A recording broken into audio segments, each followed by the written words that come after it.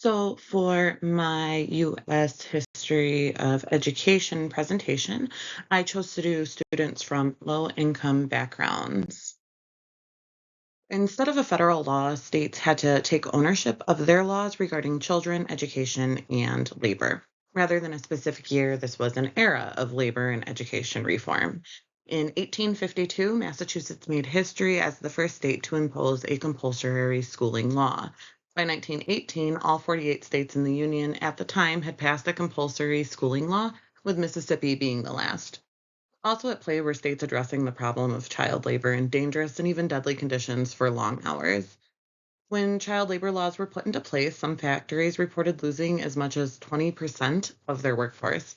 Tennessee, for example, enacted its child labor laws in 1901, which stated that children under the age of 14 could not be employed by factories or mines. By taking children out of the workforce, Tennessee had a new problem: delinquent and vagrant children. So, in response to this, Tennessee enacted the compulsory schooling in 1906. During the Great Depression, President Roosevelt created many reforms during the New Deal. In 1936, with the passing of the Public Law 320, 1935 was when it was introduced, the government was able to give federal assistance to both the agricultural industry and to children whose families could not afford to pay for lunches through the National School Lunch Program. Hunger is a huge barrier to education. John Spargo, the author of The Bitter Cry of the Children, stated in 1905 that not less than 2 million children of school age in the United States are the victims of poverty, which denies them common necessities, particularly adequate nourishment. Such children are in very many cases incapable of successful mental effort, and much of our national expenditure for education is in consequence an absolute waste. End quote.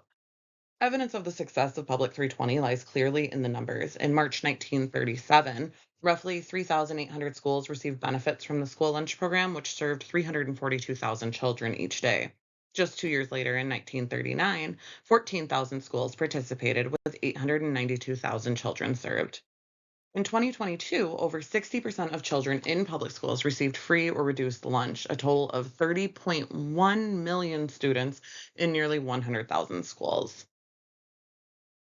So, President Johnson waged a war on poverty in the 1960s with the Elementary and Secondary Education Act of 1965, standing as a pivotal measure to advance educational equity, offering critical federal aid in the form of Title I to schools serving low income communities. This was an attempt to fight poverty and the impacts that it has on students. The original purpose of Title I was to close the gap and remove the barriers that existed between students from low income households and those who come from middle income and attended more affluent school districts. So, No Child Left Behind Act of 2001 was signed into law in 2002 by President George W. Bush. This amended the Elementary and Secondary Education Act to improve school accountability and student outcomes. It introduced nationwide standardized testing to measure school performance, tying funding and corrective actions to test results. While supporters argued it protected the civil rights of at risk students, critics highlighted several issues. The states lowered their standards to maintain funding. Struggling schools were penalized rather than supported, and teaching to the test replaced critical thinking, which is something that they're finding in studies of students today. It was a long lasting impact and effect. The Act's one size fits all approach ignored barriers like poverty and disproportionately harmed students in under resourced communities, contributing to the school to prison pipeline. As of 2022, around 16% of children under the age of 18 live in a home impacted by poverty. However, the rate varies greatly across various racial and ethnic groups. For example, 30% of Black children are from impoverished families, and 30% of American Indian Alaska Native children, and 22% of Hispanic children. Around 25% of students in the US attend high poverty schools. Schools rely on property taxes for funding, and in high poverty areas, property taxes are much lower than in more affluent communities. Federal funding only accounts for an average of 7.6% of the funding that a school receives, while state funding covers 47.5 and local governments contribute 44.9%. The US Department of Education has stated that 40% of high poverty schools are not receiving a fair portion of funding from the state and local governments. Schools in poverty dense communities often have low pay structures for teachers and hence end up hiring inexperienced teachers who are often incompetent at navigating the barriers and pressures that are prevalent in high poverty schools. The National Center for Youth Law and the Schott Foundation for Public Education created a study called the Opportunity to Learn Dashboard and found the following information. 30.3% of children in Mississippi live in a food desert. Living in a food desert is associated with lower test scores. Black children in the US are more than twice as likely as their white peers to experience childhood poverty. Massachusetts has the lowest overall poverty rate at 11.5%, and Mississippi has the highest at 26.4.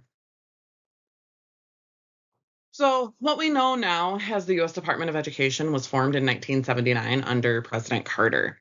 This move was influenced by the civil rights and the anti poverty movements and aimed to promote equal educational opportunities.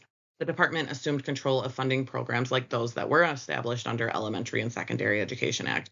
In 2022 alone, it distributed $18.8 billion in Title I funds to schools serving poverty dense communities.